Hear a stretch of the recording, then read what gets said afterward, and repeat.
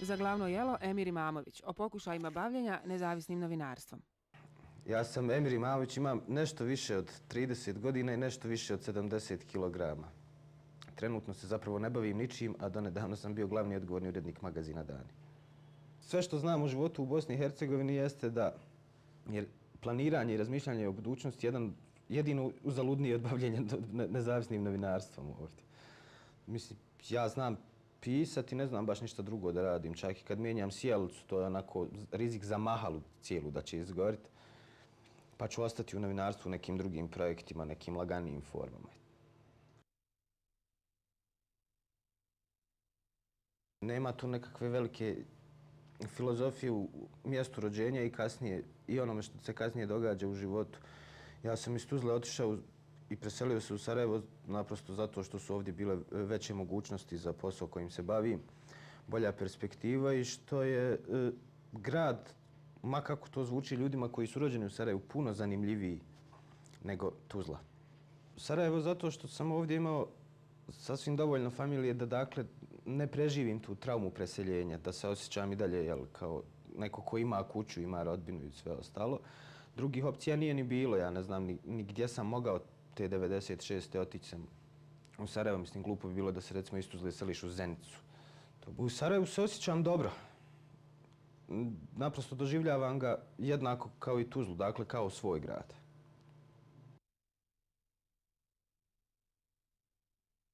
Ja prvo ne mislim da su mediji krivci za rat i raspad bivše Jugoslavije. Jugoslavija je bila zemlja bez demokratske tradicije i novinari su u njoj bili društveno-politički radnici. Oni su samo u novim diktaturama nastavili da se ponašaju onako kako se ponašali i u socijalizmu, s tim što su te diktature imale puno prljavije ciljeve i namjere. Grozno. I pri tome ne mislim ni na uslove rada, ni na novac koji je jako bijedan u našem novinarstvu.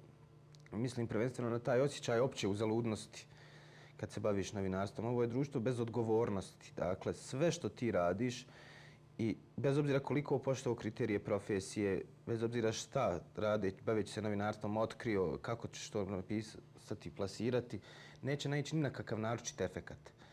I ne govorim samo o tržišnom efektu, obzirom da je ovo mala i siromašna podijeljena državica. Govorim o drugim mogućim efektima. Ja koliko znam, ni jedna sudska tužba nije podignuta u Bosni i Hercegovini na osnovu onoga što je objavljeno u Danima ili u Slobodnoj Bosni, a objavljeno je toliko dokumenata da bi se svaka normalna država od jednog broja takvih novina tresla barem pola godine.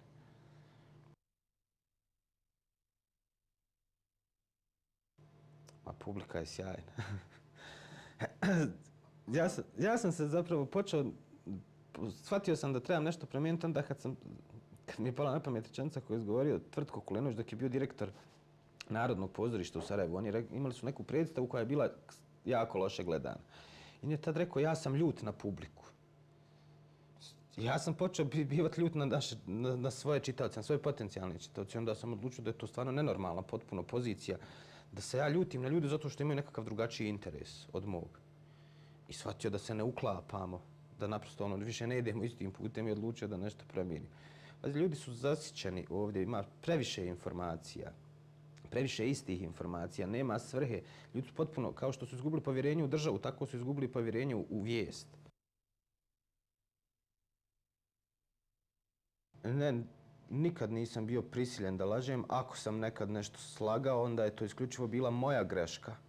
I to ne zato što sam vjerovao u bilo kakvu ideju pa je želio promovirati ili što sam nekoga želio zaštititi. Naprosto bilo je to zato što nisam imao dovoljno informacija, ali ih nisam dobro protumačio. A nikad mi zaista niko nije tražio da objavim nekakvu laž. Pa ja ne znam šta je ta samocenzura, da pravo kažem. To je ne znam kako se možeš baviti novinarstvom, a imati samocenzuru.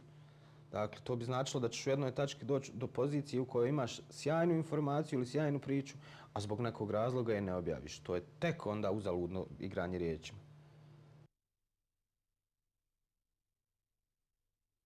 Ma ne postoji, u Bosni i Hercegovini ne postoji alternativa u novinarstvu zato što je samo novinarstvo limitirano s malim tržištem, malim tiražima, malom količinom novca i skandalozno slabom navikom čitanja kod ljudi. A mislim da bi bilo neophodno i da postoji ogromna praznina za novine koje bismo mogli nazvati alternativnim, koje zapravo to i nisu, koje bi samo promovirale neke druge, globalnije, ljudske, normalnije vrijednosti od ovih koje se sada promoviraju u našim medijima.